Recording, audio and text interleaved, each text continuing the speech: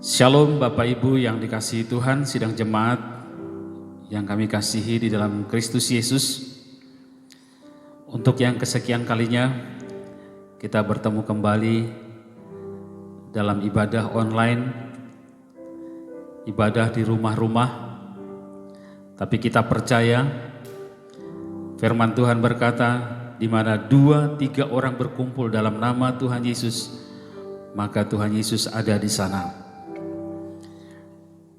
Pagi hari ini kami kembali sebagai gembala sidang mengunjungi Bapak Ibu di dalam rumah-rumah penyembahan saudara untuk menyampaikan firman Tuhan.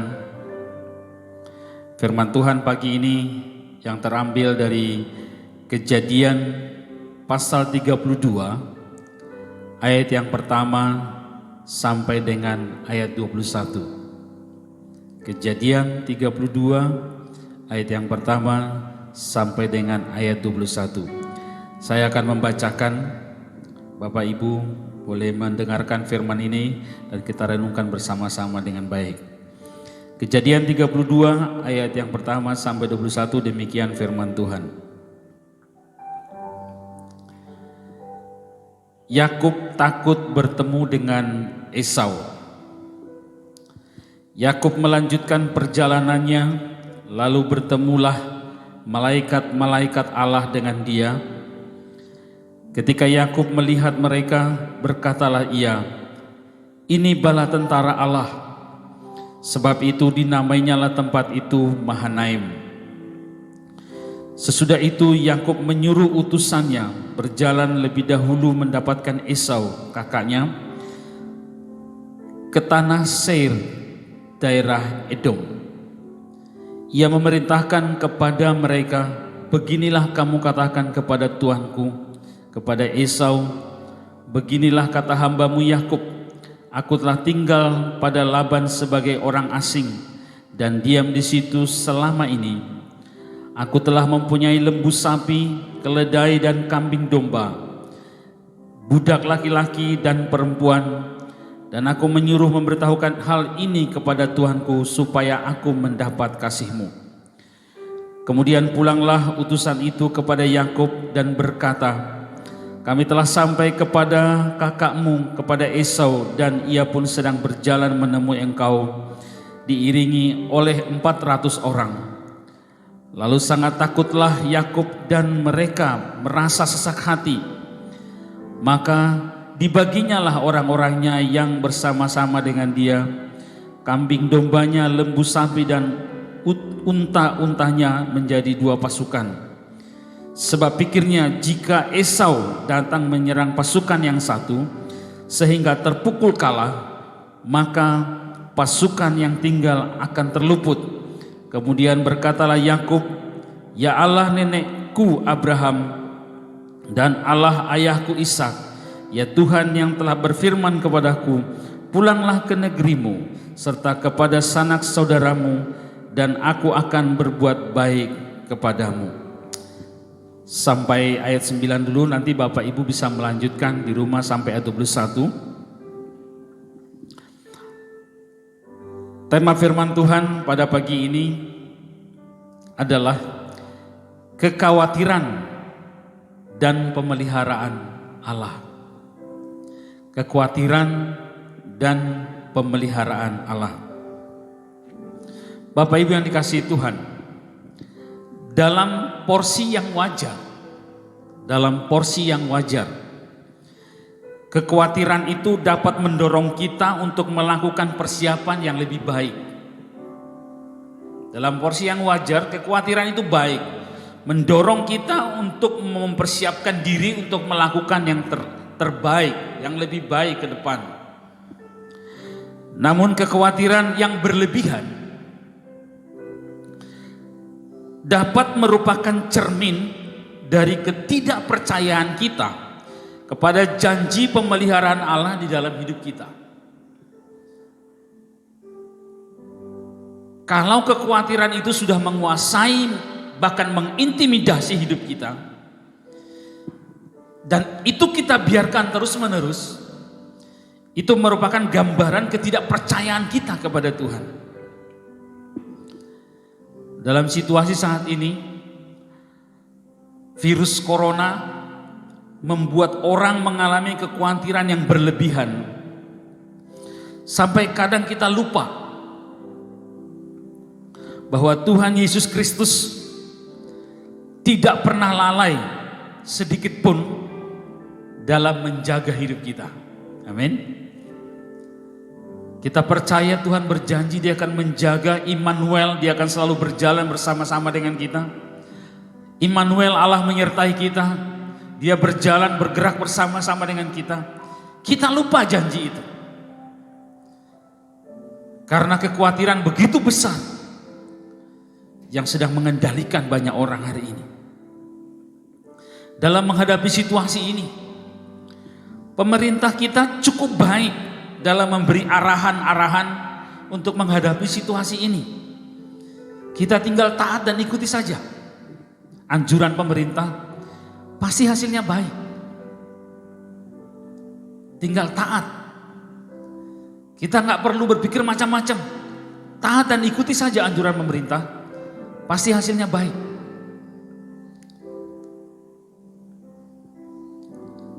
Karena dampak kekhawatiran itu yang mendominasi banyak orang, kita akhirnya menjadi sibuk hanya ngurusi masker, tapi lupa membenahi rohani kita yang mulai suam-suam, mulai pudar, karena kita fokus kepada menyelamatkan diri kita.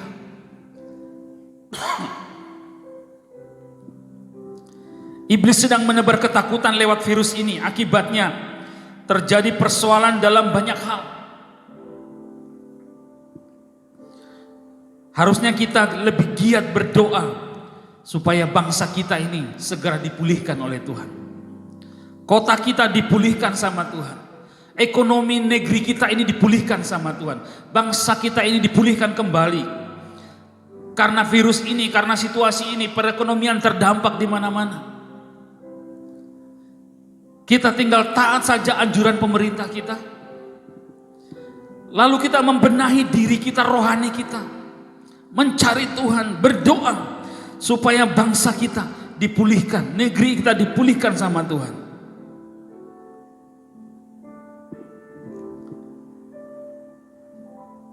Ada satu pujian yang berkata,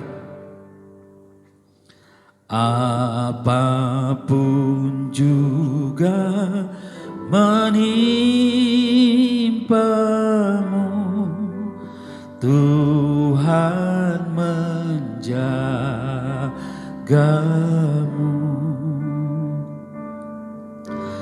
Naungan kasih-Nya pelindungmu, Tuhan penjagamu.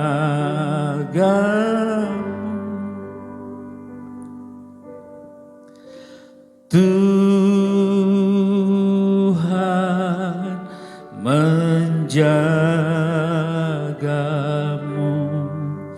waktu tenang atau tegang. Ia menjagamu,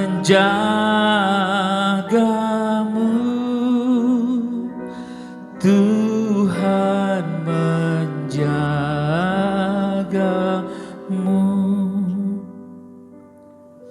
Bapak Ibu percaya Tuhan menjaga kita?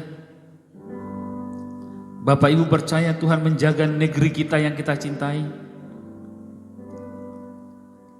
Kedaulatan Tuhan begitu cermat memelihara kita. Ia tidak pernah lalai. Iblis tidak bisa melewati batas-batas yang Tuhan sudah buat. Kekhawatiran yang berlebihan itu menggambarkan diri seseorang yang tidak takut akan Tuhan.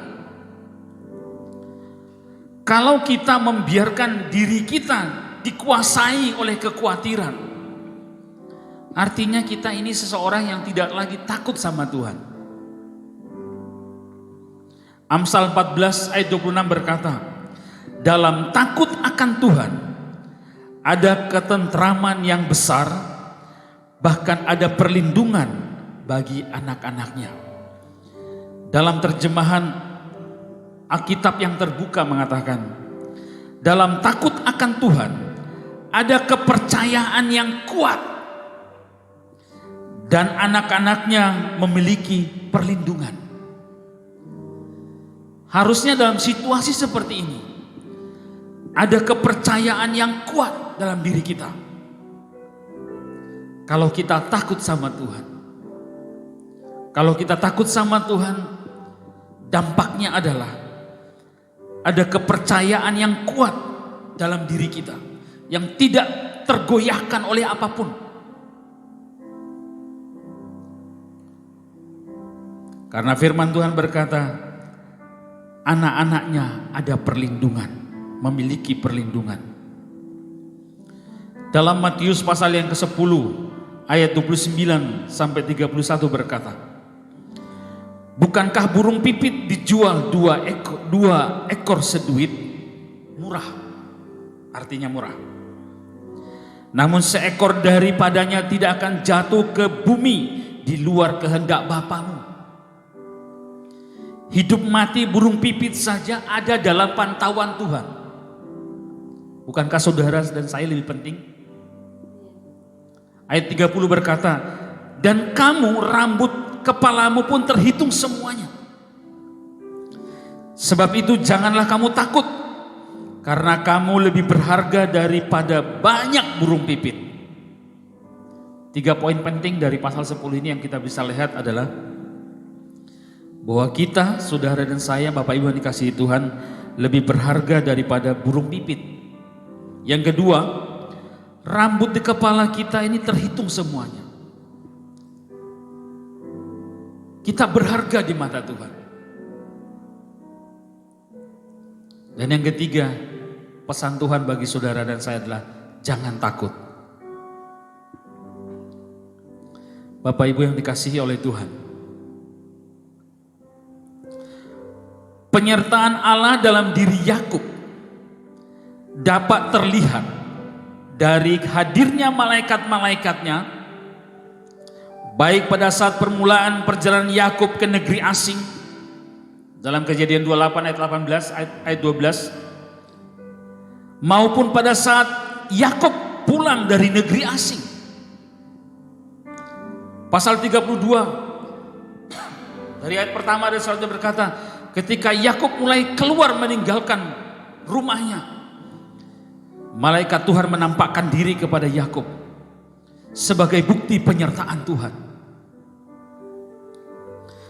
Penyertaan Allah juga dapat terlihat dari terbebasnya Yakub dari tangan Laban.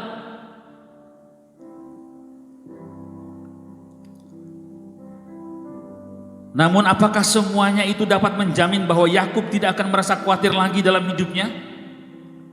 Tidak juga. Ternyata Yakub itu juga tidak terlepas dari kekhawatiran. Meskipun Allah sudah berbuat begitu banyak terhadap Yakub, semua hal itu rupanya masih tidak mampu melepaskan Yakub dari rasa khawatir terhadap Esau.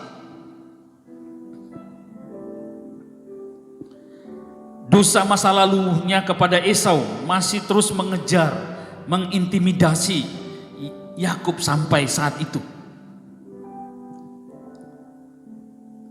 Yakub membiarkan rasa takutnya mengendalikan hidupnya sampai dia lupa pengalaman-pengalaman berjumpa dengan Tuhan, pengalaman bertemu dengan malaikat-malaikat yang berjanji menyertai perjalanan hidupnya. Berbagai upaya ia lakukan untuk meredam kekhawatiran tersebut, mulai dari penyebutan Tuhan kepada Esau dan hamba bagi dirinya sendiri, hingga upaya-upaya untuk memberikan persembahan untuk melunakkan hati Esau. Karena kekhawatiran itu terus mengejar dia, Yakub seakan lupa bahwa penyertaan Allah yang begitu luar biasa kepada dirinya di masa-masa yang lalu seperti terhilang begitu saja.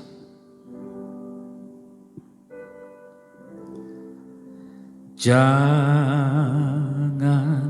kamu takut.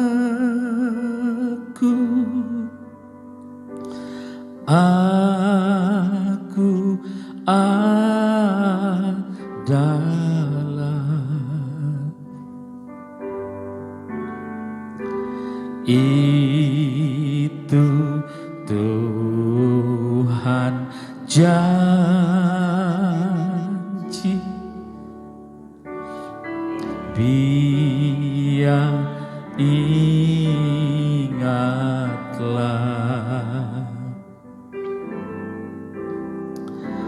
itu pun beri hibur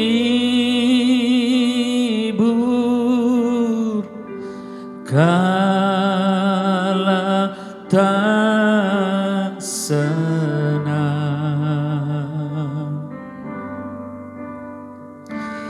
lagi pun beri kuat bila Engkau masuk Bapak Ibu yang dikasihi Tuhan, ketika kita menghadapi situasi apapun, kalau Tuhan hadir bersama-sama dengan kita, maka itu akan memberikan kekuatan bagi kita. Ketika kedatangan Esau benar-benar membuat Yakub takut dan sesak hati. Ayat yang ke-6 dan ayat yang ke-7 berkata, Yakub itu sesak hati dan takut karena kedatangan saudaranya Esau ini. Sebenarnya Yakub bukan tidak percaya kepada Tuhan. Sebenarnya Yakub bukan tidak percaya kepada Tuhan.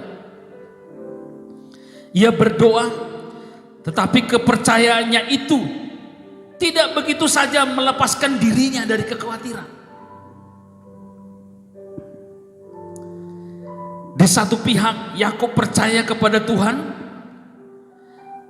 dan karenanya berdoa untuk perlindungan dari Tuhan.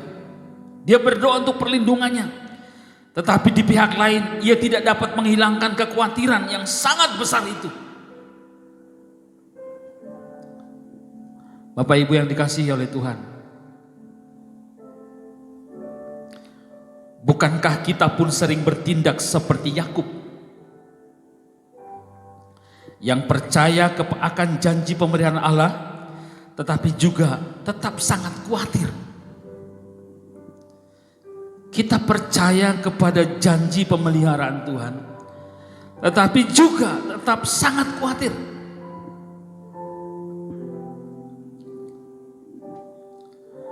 Namun sama seperti Allah tetap setia pada Yakub di dalam kekhawatirannya, biarlah kita juga percaya bahwa Allah pun setia kepada kita. Yang dibutuhkan sekarang adalah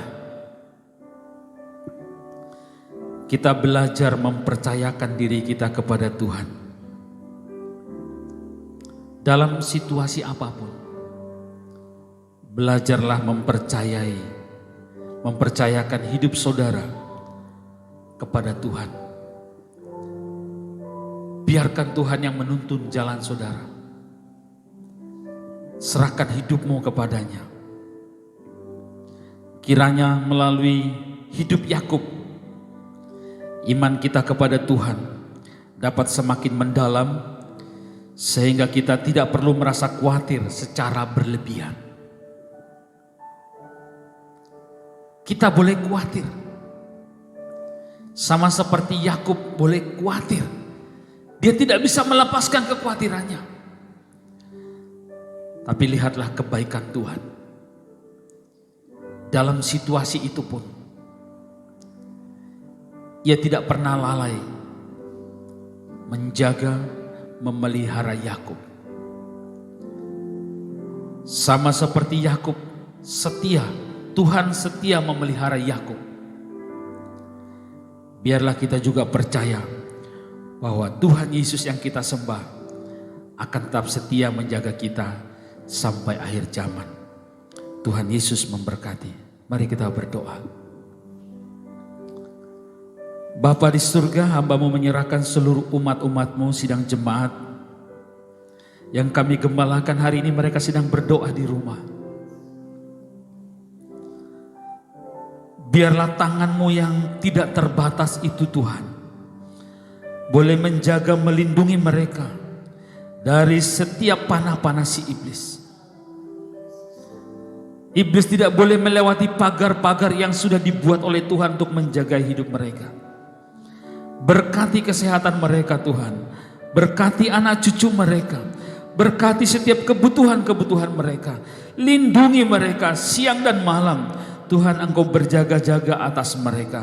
Bahkan pasukan malaikat Tuhan akan terus menyertai perjalanan mereka, karena Engkau tidak pernah melupakan umat-umat pilihan-Mu ini Tuhan.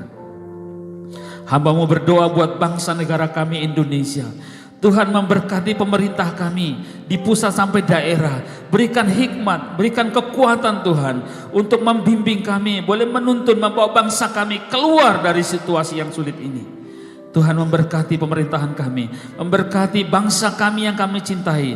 Tuhan, lalukan semua Tuhan masalah ini, penderitaan, pergumulan ini, sehingga bangsa kami kembali bangkit, boleh menikmati berkat-berkat Tuhan atas negeri ini. Terima kasih Bapa, demi nama Tuhan Yesus Kristus hamba-Mu berdoa mengucap syukur, haleluya, amin.